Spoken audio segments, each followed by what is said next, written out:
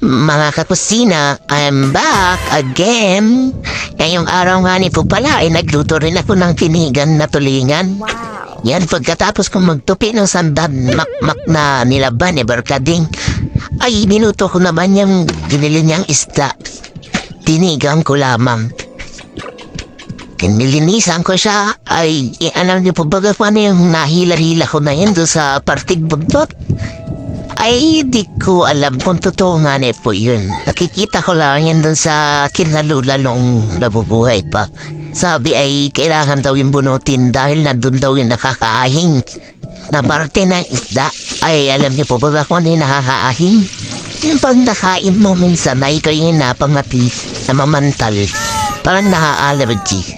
Ay, kaya nakasanayan ko ng bunutin yung buntot ng tulingan pag ako yung nadaluto niyan. Then, pagkatapos kong gayatin yan, ay di tinanggalan ko na ng asang. Tinatanan ko na po yung isda. Tanghali na yan ay natagalan ako sa pagtipi ng mga damit. Parang yan ay maalas sila kaya sa dali na sa pagtuto dahil zambula na ang mga alaga namin sa tiyan. Kaya tinugasan ko ng maigi ang isda na yan. I'm back again. Napakagasugasan ko po Ngayong talaga. araw nga ni ko pala, ay mapula pa nagluto rin ako ng natulo na tinigang na tubig. tulingan. Ay, Yan, nahugasan ko.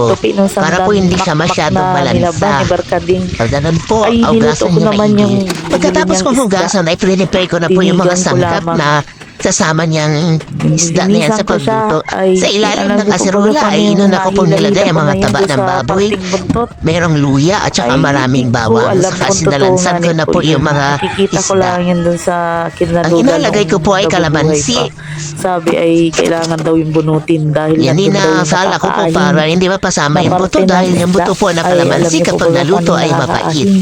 Yung Kaya yan po ay pagkakain mo inasala ko minsan ay talaga. kayo napangati, Pagkatapos ay nilagyan ko na rin ng kaunting Parang toyo, naaalala. kaunting asin, Ay, paminta, kaya magic nakasanayan ko sarap. nang bunutin yung buntot ng At tulingan syempre, hindi pag po ako mawawala niluluto ang yan. sili, pampahalang. Pagkatapos kong At gayatin yan din yan, po ay nilagyan ko ng ng mantika. asang. Na hindi po yun masarap sa Inasahan ko na tinigang. po yung isda. At niluto ko pa siya sa mahinang Tanghali na apoy. yan ay natagalan ako sa pagtipi ng mga damit.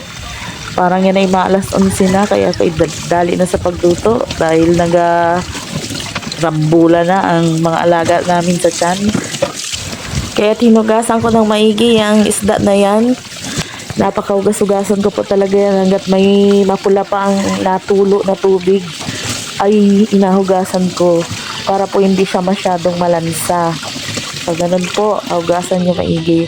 Pagkatapos kong hugasan ay prepare ko na po yung mga sangkap na kasama niyang isda na yan sa pagluto. Sa ilalim ng kaserola ay inuna ko pong nilagay ang mga taba ng baboy. Merong luya at saka maraming bawang. Saka sinalansan ko na po yung mga isda. Ang inalagay ko po ay kalamansi. Yan, inasala ko po para hindi mapasama yung buto dahil yung buto po ng kalamansi kapag naluto ay mapait. Kaya yan po ay inasala ko talaga.